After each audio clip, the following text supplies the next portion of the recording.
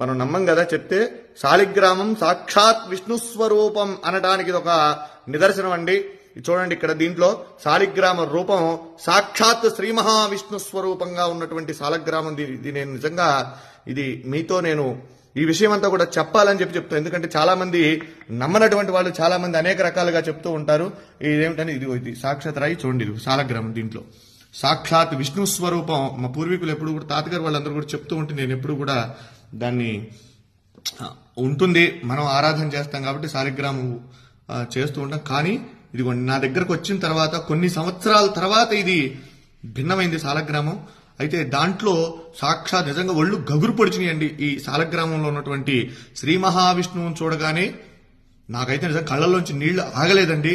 ఇది మీ అందరికీ కూడా నేను ఎందుకు ఈ వీడియో పెడుతూ ఉన్నానంటే మనందరం కూడా దర్శనం చేసుకోవాలి. ఇటువంటి చాలా అరుదుగా కనబడతాయి. మన పిల్లలకి మనం చెప్పాలంటే ఏం చెప్తాం, ఏదో జరిగిందిలే ఉందిలే అనుకోవటం కాదు. శాలగ్రామం ఏంటంటే శాలిగ్రామం చూడండి, ఇది నేపాల్లో గండకీ నదిలో ఇవి శాలగ్రామాలు మనకి నిక్షిప్తం అవుతూ ఉంటాయి, అక్కడ దొరుకుతూ ఉంటాయి.